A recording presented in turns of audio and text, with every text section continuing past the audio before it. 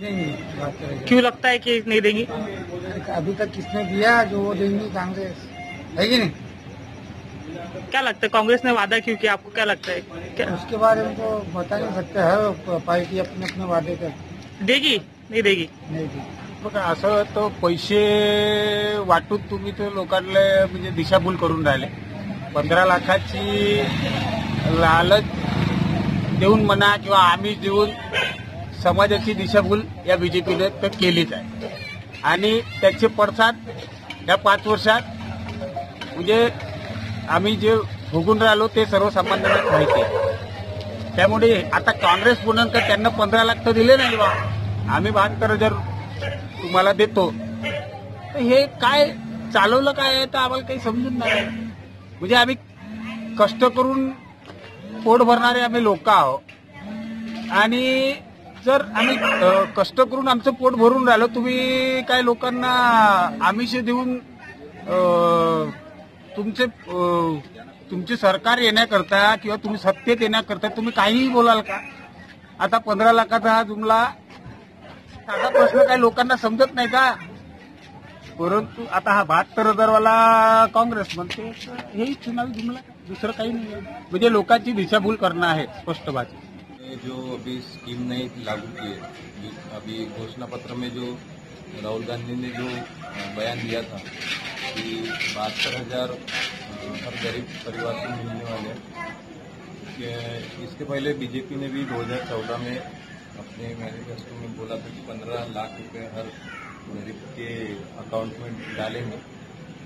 मुझे लगता है ये भी कांग्रेस भी उसी राह पे चल रही है और अभी जनता यही डिसाइड करेगी कि किसको वोट करना है, क्योंकि बीजेपी भी वही बोल रही है और कांग्रेस भी वही बोल रही है कि गरीब के अकाउंट में पैसा डालेंगे। पैसा डाल के इन्हें वोट खरीदने की कोशिश कर रहे हैं या कुछ और है, तो ये जनता डिसाइड करेगी किसे वोट देना है। कांग्रेस बीजेपी के अलावा तीसरा ऑप्शन भी जनता को पता है या फिर बहुत से लोगों को पता है, दे सकते हैं, जो समझदार है वो समझे। बस बाकी इतना ही बोलना चाहूँगा।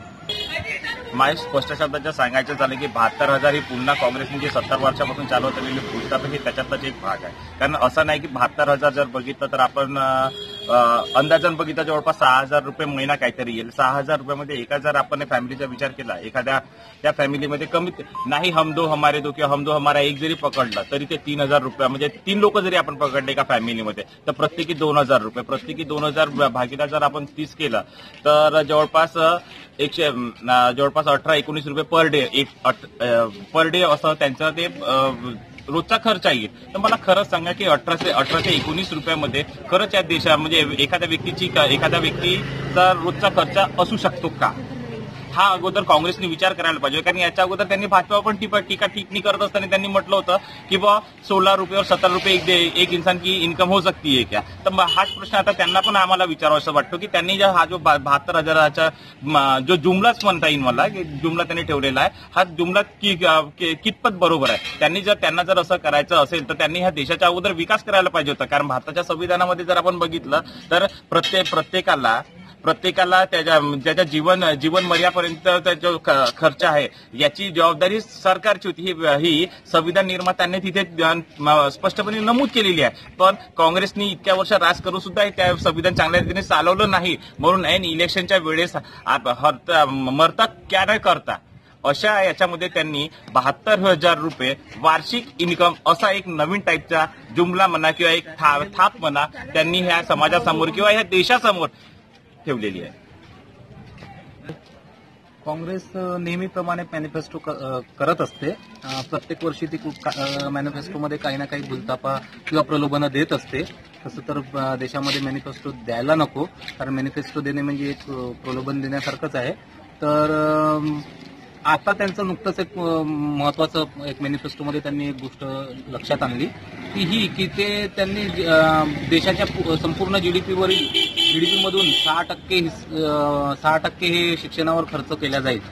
तसं पाहिलं तर संविधानामध्ये नमूद होतं की 6% प्रत्यक्षात 6% शिक्षणावर खर्च व्हायला पाहिजे होता, परंतु जर का आपण काँग्रेसच्या 70 वर्षाच्या इतिहासात जरी पाहिलं, 65-70 वर्ष त्यांनी राज्य केलं, त्या 65-70 वर्षाच्या इतिहासात जर पाहिलं तर त्यांनी 1.6% वर अजूनपर्यंत शिक्षणावर खर्च केलेला नाही.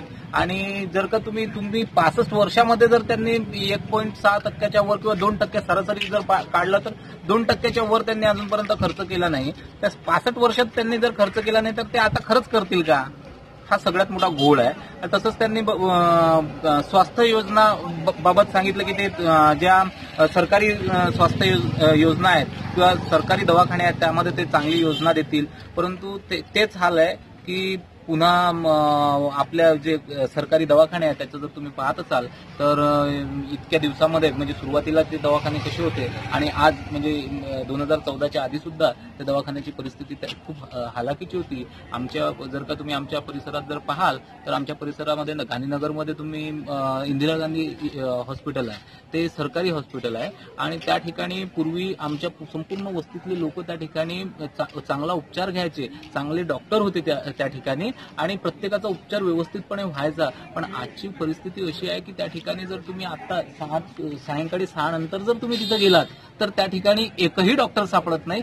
सगळा दवाखाना, संपूर्ण दवाखाना हा नर्सेसच्या भरोश्यावर राहिलेला आहे. तर काय आहे की हे ते काँग्रेस असे आश्वासनं नेहमीप्रमाणे देत असते, परंतु मला वाटत नाही की ते आपले आश्वासनं पूर्ण करतील. तर ते हे सुद्धा त्यांची नेहमीप्रमाणे